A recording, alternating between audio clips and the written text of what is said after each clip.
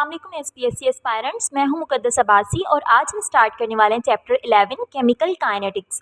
Chemical kinetics branch of chemistry है। किस चीज़ से डील करेगी? केमिकल रिएक्शन के रेट से। अब ये रेट क्या है इसको हम डिटेल्स में पढ़ते हैं। रेट एक्चुअली एक स्पीड है कि किस स्पीड से रिएक्शन होगा, किस स्पीड से प्रोडक्ट बनेगी या रिएक्टेंट कम होता जाएगा। ठीक, उसको हम पढ़ते हैं केमिकल काइनेटिक्स में। और एक रिएक्शन किस मैकेनिज्म से हो रहा है और रेट ऑफ रिएक्शन पर कौन कौन सी चीज़ें अफेक्ट करती हैं। टेम्परेचर बढ़ाने से रेट पर क्या इफेक्ट पड़ रहा है, कंसनट्रेशन बढ़ाने से क्या इफेक्ट पड़ रहा है। दीज ऑल आर फैक्टर्स जो कि हम पढ़ेंगे इस चैप्टर में। ठीक, अब आते हैं रेट ऑफ रिएक्शन। तो rate of reaction is the change in concentration of product, कि जैसे जैसे एक रिएक्शन प्रोसीड कर रहा है कितनी प्रोडक्ट बढ़ रही है या कम हो रही है। प्रोडक्ट बढ़ेगी, इस वजह से हम कहते हैं कि rate of appearance of product, कि कितनी प्रोडक्ट बढ़ रही है पर यूनिट टाइम या फिर कितना रिएक्टेंट कंज्यूम हो रहा है पर यूनिट टाइम, उसको हम रेट ऑफ रिएक्शन कहते हैं। देखें, जैसे रिएक्शन प्रोसीड होता है तो जो प्रोडक्ट है वो बढ़ती चली जाती है क्योंकि रिएक्टेंट कन्वर्ट हो रहा है प्रोडक्ट में। तो हम प्रोडक्ट के आगे इस तरीके से ना पॉजिटिव साइन लगाते हैं। जैसे अगर एक रिएक्शन है जिसमें ए कन्वर्ट हो रहा है बी में, तो ए रिएक्टेंट है, बी प्रोडक्ट है। बी जो है वो बढ़ रहा है तो ये अपीयर हो रहा है रिएक्शन जैसे जैसे प्रोसीड कर रहा है, इसलिए हम रेट के आगे इसके पॉजिटिव साइन लगा रहे हैं। जबकि रिएक्टेंट डिसअपीयर हो रहा है इसलिए हम ए के आगे माइनस साइन को पुट करते हैं। तो ये जस्ट हमें इतना बता रहे हैं कि रेट ऑफ अपीयरेंस और रेट ऑफ डिसअपीयरेंस हो रही है। ठीक, अब रेट ऑफ रिएक्शन का यूनिट कैसे फाइंड आउट करेंगे। देखिए, ये कंसंट्रेशन है तो इसका यूनिट मोल पर डीएमक्यू भी रहेगा और टाइम का यूनिट सेकंड होता है, तो इस तरीके से ये बना मोल पर डीएमक्यू पर सेकंड रेट ऑफ रिएक्शन का यूनिट। फिर इन दोनों के बीच में डिफरेंस पता होना चाहिए कि average rate and instantaneous rate के बीच में डिफरेंस क्या होता है। तो याद रखें, जो एवरेज रेट होता है वो दो टाइम इंटरवल्स के बीच में जो रेट पूछा जाए उसे हम एवरेज रेट कहते हैं। इंस्टेंटेनियस रेट यानी इन नो टाइम, एकदम से आपसे एट अ टाइम रेट पूछा जा रहा है, then it is called instantaneous rate या फिर वेलोसिटी ऑफ द रिएक्शन। फिर आता है रेट लॉ। ये रेट लॉ बिल्कुल लॉ ऑफ मास एक्शन की तरह ही है, लेकिन डिफरेंस ये कि ये सिर्फ रिएक्टेंट से कंसर्न्ड है, जबकि जो लॉ ऑफ मास एक्शन है वो थोड़ा बहुत प्रोडक्ट्स को भी इन्वॉल्व करता है।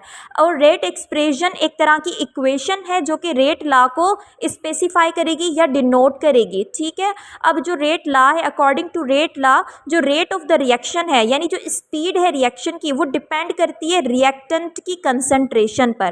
ठीक, नॉट प्रोडक्ट, रिएक्टेंट की कंसंट्रेशन पर। तो अगर ए प्लस बी बना रहे हैं प्रोडक्ट तो हम रेट को इस तरीके से लिखेंगे, रेट इज इक्वल्स टू के कंसंट्रेशन ऑफ ए, फिर जो इसका कोएफिशिएंट होगा वो यहाँ पर एक्सपोनेंट बन जाएगा और बी की कंसंट्रेशन वाई जो है वो एक्सपोनेंट बन जाएगा। के जो है वो एक तरह का रेट कांस्टेंट है जो कि टेम्परेचर पर डिपेंड करता है।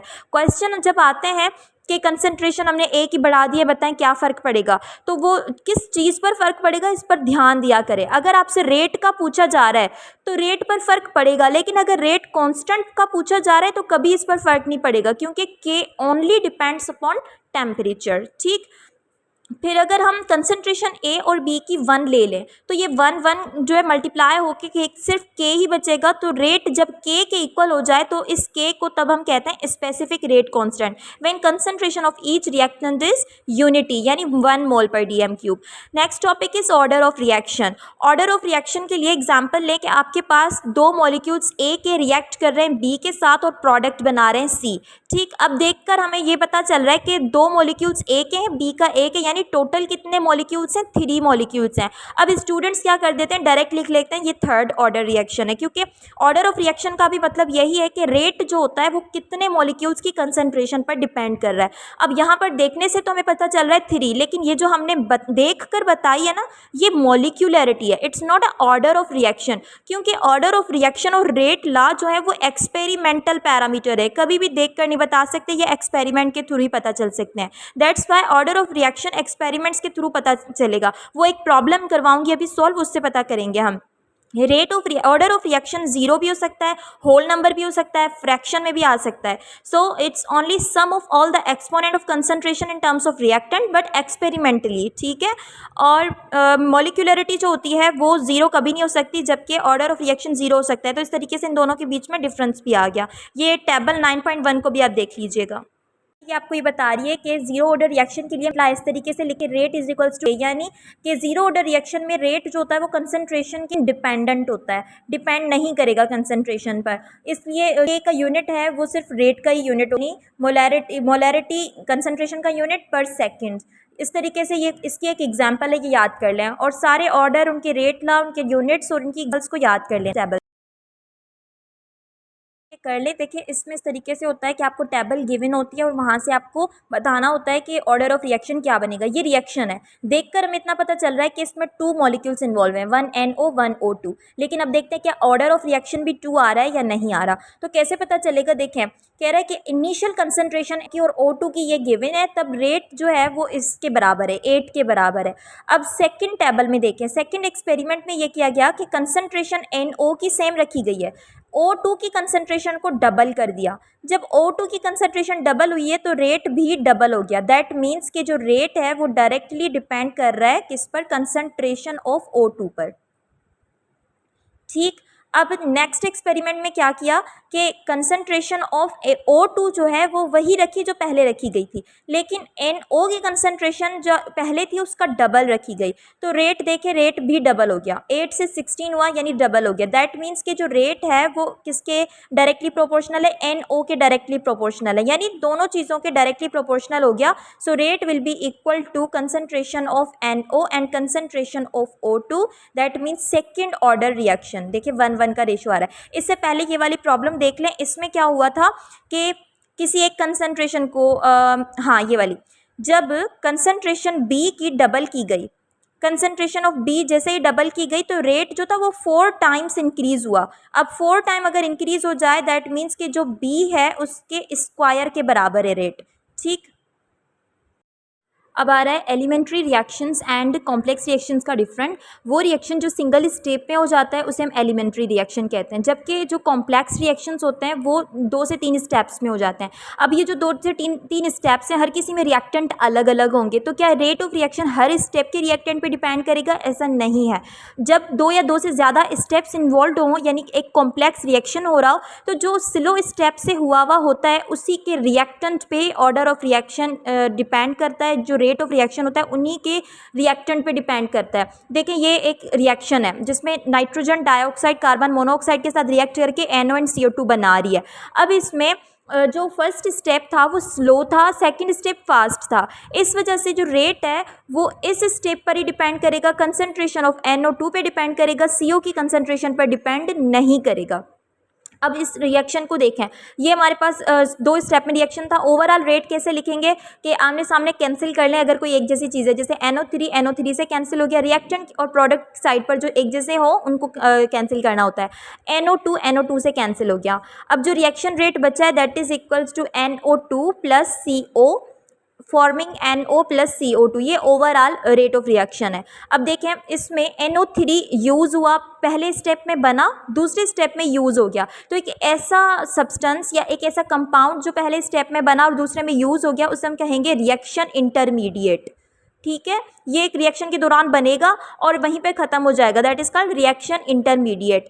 रेट डिटर्मिनिंग अगर आप देखें रेट डिटर्मिनिंग स्टेप कौन सा है, स्लो स्टेप यानी ये वाला। अब अगर आपसे NO2 के हिसाब से पूछा जाए कि ऑर्डर ऑफ रिएक्शन क्या है, तो देखें 2 मॉलिक्यूल्स इन्वॉल्व हैं तो हम कहेंगे सेकंड ऑर्डर रिएक्शन है।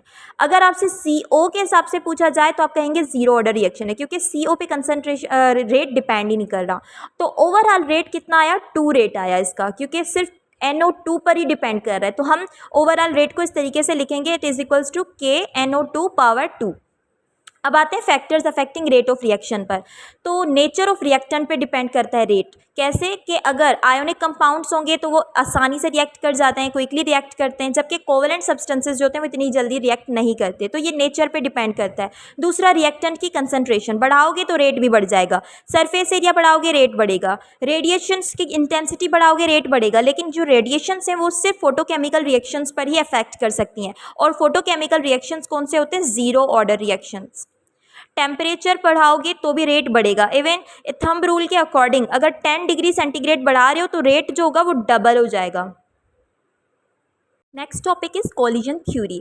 अकॉर्डिंग टू कोलिजन थ्योरी जो रेट है वो डिपेंड करता है नंबर ऑफ कोलिजन पर यूनिट टाइम पर। यानी अगर हम देखें तो रिएक्टेंट पे डिपेंड करता है। तो रिएक्टेंट बढ़ेंगे तो वो आपस में कोलाइड भी उतना ज़्यादा करेंगे, ज़्यादा से ज़्यादा कोलिजन होगा और ज़्यादा से ज़्यादा रेट बढ़ता चला जाएगा मॉलिक्यूल्स का। अब जैसे ही रिएक्टेंट आपस में कोलाइड करते हैं तो ही रिएक्शन होता है, लेकिन हर कोलिजन की वजह से भी रिएक्शन नहीं होता। तो वो कोलिजन जिसकी वजह से रिएक्टेंट प्रोडक्ट में कन्वर्ट हो जाए उस कोलिजन को हम कहते हैं अफेक्टिव कोलिजन। और अफेक्टिव कोलिजन तब होंगे जब मॉलिक्यूल्स के पास हाई काइनेटिक एनर्जी हो और जब वो आपस में कोलाइड करे तो उनकी प्रॉपर ओरिएंटेशन हो। यही बता रही है हमें कोलिजन थ्योरी। ठीक, क्योंकि मॉलिक्यूल्स जब आपस में कोलाइड करेंगे तो वो रिपेल भी करते हैं एक दूसरे को। तो काइनेटिक एनर्जी अगर ज़्यादा होगी तो वो उनकी रिपल्सिव फोर्स को ओवरकम कर लेगी। अब जैसे मॉलिक्यूल्स आपस में कोलाइड करेंगे तो उनकी काइनेटिक एनर्जी कन्वर्ट हो जाती है किसमें, वाइब्रेशनल एनर्जी में। और वाइब्रेशनल एनर्जी से ब्रेक हो जाता है केमिकल बॉन्ड। जब केमिकल बॉन्ड ब्रेक होगा तभी तो रिएक्टेंट प्रोडक्ट में कन्वर्ट होगा। अब लेट सपोज हमारे मॉलिक्यूल्स को रिएक्ट करवाने के लिए इतनी एनर्जी चाहिए, यानी वो ज़ीरो पर है, या ऐसा कह लें कि उनको 50 जूल्स एनर्जी चाहिए रिएक्टेंट को प्रोडक्ट में कन्वर्ट होने के लिए। ठीक, अब ये एनर्जी जो कि रिक्वायर्ड है फॉर द इफेक्टिव कोलिजन, उस एनर्जी को हम क्या कह रहे हैं, थ्रेशोल्ड एनर्जी। तो ये जो 50 जूल्स है इसको हम कहेंगे थ्रेशोल्ड एनर्जी। लेकिन हमारे जो मॉलिक्यूल्स थे, रिएक्टेंट मॉलिक्यूल्स थे, गौर से समझें, जो रिएक्टेंट मॉलिक्यूल्स थे वो इतने ऊपर आ सके, लेकिन ये जो इतना बड़ा गैप था उसको कवर नहीं कर सके। यानी उनकी जो एनर्जी थी फॉर एग्जांपल वो थी 25, ठीक, अप्रॉक्सीमेटली 25 उनकी एनर्जी थी। तो ये जो 25 एनर्जी मॉलिक्यूल्स की अपनी है, इस एनर्जी को हम कहते हैं इंटरनल एनर्जी, जो कि सम होगी हर एनर्जी का काइनेटिक पोटेंशियल। तो जो इंटरनल एनर्जी है that is the energy that reacting molecules possess before collision. अब ये जो गैप है इतनी एनर्जी का, इतना गैप फिल करना है, यानी इतनी एनर्जी बाहर से देनी है ताकि रिएक्टेंट प्रोडक्ट में कन्वर्ट हो सके। तो हमें कितनी देनी पड़ेगी, एटलीस्ट 25 हम एनर्जी इसको दें, 25 जूल्स एनर्जी देंगे तो ये थ्रेशोल्ड पर पहुंच जाएगा और रिएक्टेंट कन्वर्ट हो जाएगा प्रोडक्ट में। तो जो एनर्जी हमें देनी है उसको हम कहते हैं एक्टिवेशन एनर्जी, जो कि बराबर होती है थ्रेशोल्ड माइनस इंटरनल एनर्जी के। ठीक, अब एक और मॉलिक्यूल था जिसकी जो इंटरनल एनर्जी थी वो 30 थी। अब इसको कितनी एनर्जी चाहिए होगी, जस्ट 20 जूल्स। थोड़ी सी एनर्जी पे ये प्रोडक्ट में कन्वर्ट हो जाएगा। इसीलिए जिसकी एक्टिवेशन एनर्जी कम होगी उसकी स्पीड रिएक्शन की ज़्यादा होगी, क्योंकि थोड़ी सी एनर्जी सप्लाई करने पे प्रोडक्ट में कन्वर्ट हो जाएगा। सो दे आर इन्वर्सली रिलेटेड। अब जब रिएक्टेंट प्रोडक्ट में कन्वर्ट हो रहा है, याद रखें एक एक्सोथर्मिक रिएक्शन में हीट जो होती है वो रिलीज होती है। इस वजह से रिलीज होने की वजह से जो प्रोडक्ट होगी उसकी एनर्जी रिएक्टेंट से कम होगी, जबकि एंडोथर्मिक रिएक्शन में हीट एनर्जी एब्जॉर्ब हो रही है। इस वजह से जो प्रोडक्ट बनेगी उसकी एनर्जी ज़्यादा होगी एज कम्पेयर टू रिएक्टेंट। ये एमसीक्यूज़ में पूछा जाता है, केमिकल काइनेटिक्स के एमसीक्यूज़ में। फिर जब रिएक्टेंट को थ्रेशोल्ड एनर्जी, जितनी एनर्जी मिल गई, अब उस वक्त रिएक्टेंट और प्रोडक्ट एक मिडिल स्टेज पर होता है, ना कंप्लीटली वो रिएक्टेंट होता है, ना ही वो कंप्लीटली प्रोडक्ट होता है। तो इस स्टेट को हम कहते हैं ट्रांजिशन स्टेट, जो कि पीक ऑफ कर्व पे ऑब्जर्व की जाएगी। ना तो ये रिएक्टेंट होगा ना प्रोडक्ट होगा, बल्कि एक मिडिल स्ट्रक्चर होगी जिसको हम कहेंगे एक्टिवेटेड कॉम्प्लेक्स। ये बहुत ही लाइफ टाइम इसका ना शॉर्ट होगा, ये एकदम से कन्वर्ट हो जाएगी प्रोडक्ट में। It's highly unstable. Next topic is catalysis. क्या नाम है, कैटालिस्ट को यूज़ करके एक प्रोसेस हो रहा है जिसमें कैटालिस्ट यूज़ हो रहा है, रिएक्टेंट को प्रोडक्ट में कन्वर्ट किया जा रहा है, that is called catalysis. Catalyst होता क्या है, कैटालिस्ट एक तरह का सब्सटेंस होता है जो कि केमिकल रिएक्शन में रेट को बढ़ाता है या फिर कम करता है। वैसे कैटालिस्ट का जो सेंस है वो बढ़ाने के लिए यूज़ किया जाता है। तो एक रिएक्शन के रेट को बढ़ाने के लिए जो सब्सटेंस यूज़ होता है खुद को कंज्यूम नहीं करता, बल्कि एक्टिवेशन एनर्जी को कम करके रिएक्टेंट को प्रोडक्ट में कन्वर्ट करवाता है। तो इसको हम कहते हैं कैटालिस्ट और प्रोसेस को कैटालाइसिस।